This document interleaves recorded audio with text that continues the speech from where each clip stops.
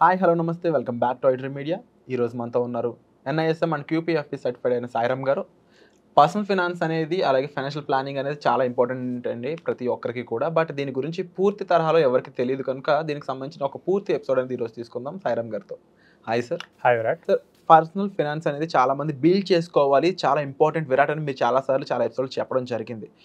అయితే what is financial planning, ఇందులో ఏమేమి ఉంటాయి, ముఖ్యంగా మనం ఫాలో అవ్వాల్సిన అంశాలు ఏంటంటే? ఫైనాన్షియల్ ప్లానింగ్ అంటే చాలా సింపుల్, అందులో ఏమి ఉండదు. సో ప్రెసెంట్ మనకు వస్తున్న ఇన్కము, మనకున్న అసెట్స్ని, సేవింగ్స్ని ఎంత ఎఫిషియెంట్గా మేనేజ్ చేయాలి. ఓకే. సో ఫ్యూచర్లో వచ్చే గోల్స్ కోసం వీటిని ఎలా ప్లాన్ చేయాలి. సో ఇదే ఫైనాన్షియల్ ప్లానింగ్. సో మనకి ఫ్యూచర్లో గోల్స్ వస్తాయి. మేబీ ఇల్లు కొనవచ్చు, రిటైర్మెంట్, కిడ్స్ మ్యారేజ్, ఎడ్యుకేషన్, ఇవన్నీ ఫ్యూచర్లో జరిగే ఈవెంట్స్. సో మనకు ఆ టైంలో ఎక్కువ మనీ అనేది అవసరం అవుతుంది. బట్ మనకి శాలరీ అనేది ఎవ్రీ మంత్ ఫిక్స్డ్గా వస్తుంటుంది. సో మనకి ఆ రోజు ఇల్లు కొనాల్సి వచ్చిందని చెప్పి మన ఎంప్లాయీ మనకు అంత అమౌంట్ ఇవ్వడు కదా. సో వాటిని మనం ఇప్పటి నుంచే ఎలా ప్లాన్ చేసుకుంటూ అచీవ్ చేసుకోవాలి. ఓకే. సో దాదే ఫైనాన్షియల్ ప్లానింగ్. అంటే సాయిరామ్ గారు, జస్ట్ ఈ గోల్స్ కోసమే ఫైనాన్షియల్ ప్లానింగ్ ఉంటుందా, ఇంకా ఎలాంటి విషయాలను ఇది మీట్ అవుతుందంట? సో గోల్స్ అనేవి పర్సన్ టు పర్సన్ డిఫరెన్స్ వస్తుంది. ఇప్పుడు నాకు వరల్డ్ టూర్ వేయాలని ఉంది. ఓకే. సో మాకు 2 years లీవ్ తీసుకొని వరల్డ్ టూర్ వేయాలి. సో ఇది కూడా మనీతో రిలేటెడే. So any goal that is related to మనీకి మనం ఫైనాన్షియల్ ప్లానింగ్తో తప్పకుండా చేయాలంట. ఒకవేళ చేయకపోతే ఏమవుతుంది అనే అంశం తీసుకునే ముందు నాకు ఇంకో డౌట్ ఉంది. సరే. ఒక్కొక్కరు శాలరీ బట్టి, ఒక్కొక్కరు ఎర్నింగ్ క్యాపబిలిటీస్ బట్టి ఫైనాన్షియల్ ఫైనాన్స్ ప్లానింగ్ అనేది కూడా కొంచెం మారుతూ ఉంటుంది కదా. డెఫినెట్లీ. యా, ఒక్కొక్కళ్ళ ఎర్నింగ్స్ బట్టి, వాళ్ళు మిగిలే సేవింగ్స్ బట్టి వాళ్ళ ఫైనాన్షియల్ ప్లానింగ్ అనేది డ్రాస్టిక్గా మారుతుంది. సో ఫైనాన్షియల్ ప్లానింగ్ ఏం చెప్తుంది అంటే కనుక నీ గోల్స్కి నీకున్న కరెంట్ ఇన్కమ్తో చేయొచ్చా చేయలేమా. ఓకే. సో ఏం స్టెప్స్ తీసుకోవాలి, సో దాన్ని బట్టి మనం గోల్ ఎలా రీచ్ అవ్వచ్చు. సో అది మెయిన్గా ఫైనాన్షియల్ ప్లానింగ్ చెప్తుంది. అండ్ మీరు చెప్పినట్టు చేయకపోతే సో చేయకపోతే ఏమవుతుందంటే, ఒకటి గోల్ రీచ్ అవ్వలేకపోవచ్చు, లేదా దానికోసం అగ్రెసివ్గా లోన్కి వెళ్ళొచ్చు, హై రిస్క్ ఇన్వెస్ట్మెంట్స్ వైపు వెళ్ళొచ్చు.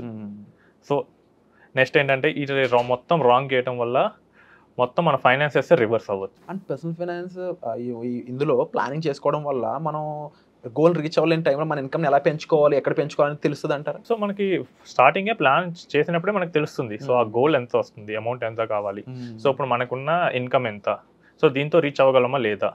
లేకపోతే వెంటనే మనం చెప్పేస్తాం ఇక్కడ ఇది పాసిబుల్ కాదు.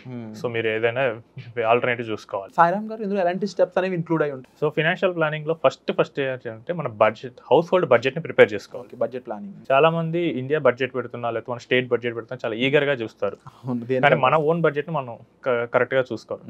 సో ఫైనాన్షియల్ ప్లానింగ్ లో ఫస్ట్ అండ్ ఇంపార్టెంట్ స్టెప్ ఏంటంటే బడ్జెట్ ప్రిపేర్ చేసుకోవాలి. తర్వాత కాంటిజెన్సీ ప్లానింగ్ ఉంటుంది. సో ఇన్సూరెన్సెస్, ఎమర్జెన్సీ ఫండ్స్, వీటన్నిటిని కరెక్ట్గా ఉన్నాయో లేవో చూసుకోవాలి. ఆ తర్వాత ఇన్వెస్ట్మెంట్ ప్లానింగ్. సో మనం ఇన్వెస్ట్మెంట్స్ ఎలా చేయాలి, ఎంత అమౌంట్స్తో చేయాలి, ఎందులో పెట్టాలి.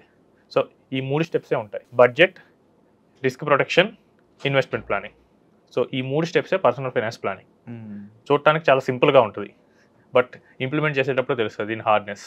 సో మీకు ఎటువంటి ఫైనాన్షియల్ ప్లానింగ్ కావాలి, మీకు నెక్స్ట్ గోల్స్ ఏమున్నాయి, marriage life, children, house planning, retirement planning, and దీనికి సంబంధించి మీకు రైట్ నో వస్తున్న ఇన్కమ్ ఏంటి, ఆ ఇన్కమ్ని దాంతోపాటు ప్యాసివ్ ఇన్కమ్ ఉందా లేదా, అండ్ ఈక్విటీ పరంగా మీరు ఎలాంటి ఇన్వెస్ట్మెంట్స్ ఉంటాయి, అసలు చేయాల్సి వస్తే ఎలాంటి ఇన్వెస్ట్మెంట్స్ చేయాలి, ఎంత సేఫ్గా చేయాలి, అంటే ఎలాంటి రిస్క్ని మీరు ఫేస్ చేయగలరు, ఇలాంటి ఎన్నో విషయాలు ఓవరాల్ ఫైనాన్షియల్ ప్లానింగ్పై మీకు ఒక అవగాహన కావాలి. మీరు పర్సనల్ ఫైనాన్షియల్ ప్లానింగ్ చేసుకోవాలనుకున్నట్లయితే వెంటనే డిస్ప్లే అవుతున్న నెంబర్స్ కాల్ చేయడం ద్వారా సార్ని మీరు మీట్ అవ్వచ్చు. దాని ద్వారా ఇదే క్యాలిక్యులేషన్ మీకు పర్సనల్గా చేసుకునే ఛాన్స్ అయితే మీకు దొరుకుతుంది అనమాట. So thank you so much sir. Thank you so much. Thank you.